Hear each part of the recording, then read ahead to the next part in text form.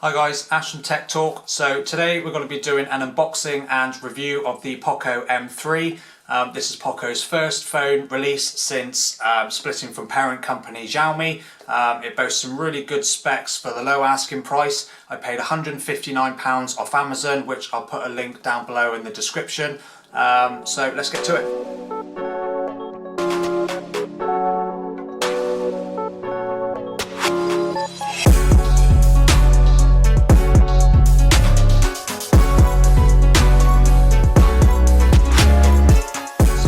This nice bright yellow box with Poco M3 branding on the front, and then just below that you can see 6000 milliamp hours, which is this phone's main feature. It's a very large battery, which should return some excellent battery life. So if we just lift the lid, on top you have this little packet which contains your SIM ejector tool, protective case and your paperwork. And then of course below that is the phone, with a few details on the front there. So we have a 48 megapixel triple camera setup, so no quad cameras here, a massive 6000 milliamp battery with support for 18 watt fast charging, a 6.53 inch Full HD Plus display and a Qualcomm Snapdragon 662 11 nanometer processor. So let's just pop the phone to the side for a moment. So underneath here you have your 18 watt fast charging brick and USB-C cable. Now I am a bit disappointed as it doesn't include the Poco wristbands, which I've seen in other unboxing videos. I was actually quite looking forward to those, but there we go.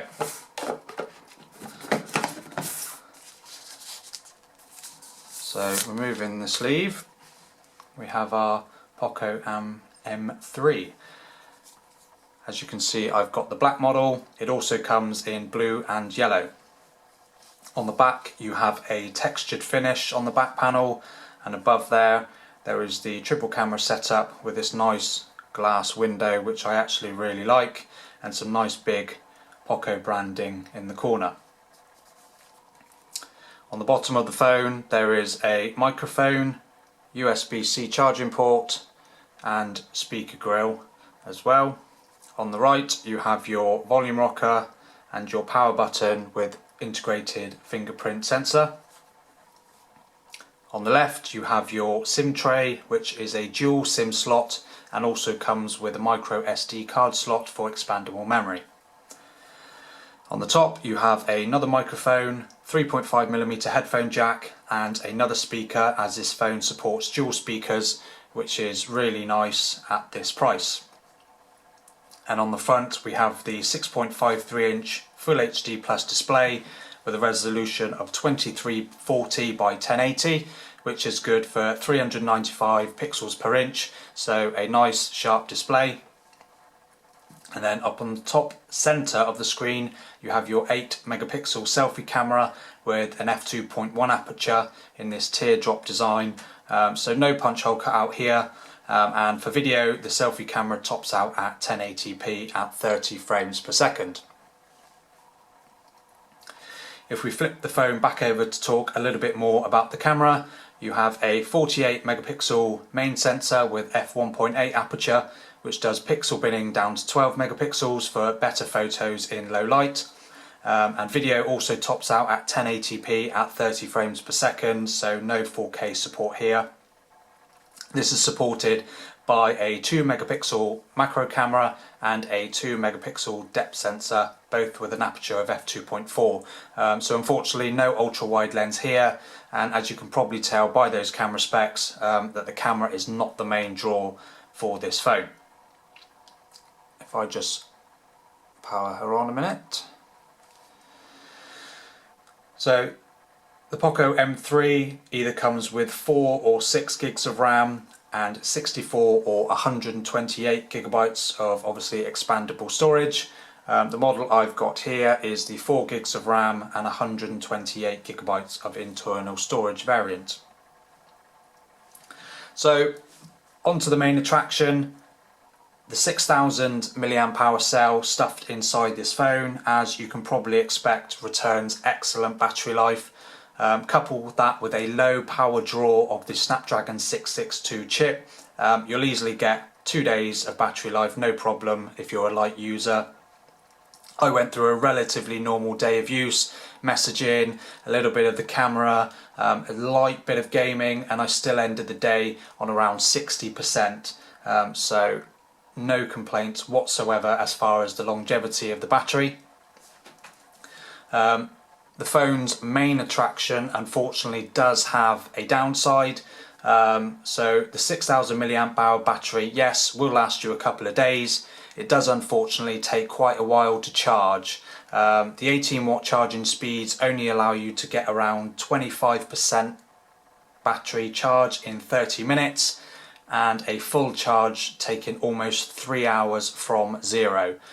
So of course, you know, adding support for maybe 30 watt charging, I think would have made this, you know, a perfect phone. Just part of me would rather have a smaller 5,000 milliamp hour battery, which maybe supports 30 watt fast charging or higher. Now on to the performance. So as I said before, the phone comes with the Qualcomm Snapdragon 662 processor, which is an 11 nanometer chip, which sits sort of somewhere in between the, you know, very old Snapdragon 660 and the Snapdragon 665, sharing most of its specs with the 665. And as for daily performance, the Snapdragon 662 runs very well. Opening apps is very smooth. I didn't come across any stutters when navigating through the menus. Even playing a bit of Asphalt 9 runs very smooth on medium detail levels. Let's just pop. There we go. So yeah, I mean, it's all pretty smooth. Apps open, you know, pretty quick. There is a ever so slight delay there. So if I open up Geekbench and just take a look at the Geekbench scores. So we have a score of 312 on the single core, or 1289 on the multi-core. And if I just open up the same app on the Oppo A72, which has the Snapdragon 665, they're basically the same. 307 on the single core on the A72 and 1280 on the multi-core. So going by that, they're essentially the same. I've also done a review for the Oppo A72, which I will leave a link in the description for that, so check that out.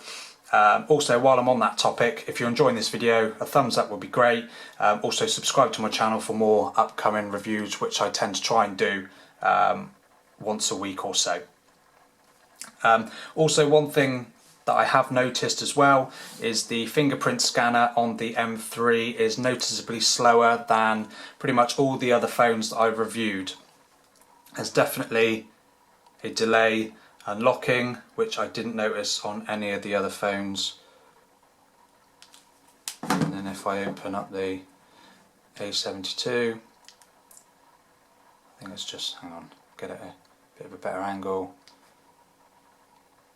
It generally works a bit quicker. So yeah, I mean, that's just one thing that I noticed on the Poco M3. And in a nutshell, that is essentially the Poco M3. I mean, it's a great phone for someone who wants a phone with incredible battery life, good performance and a nice screen, but has some clear downgrades to the camera, which, to be honest, if you're not too bothered about that, then, you know, great.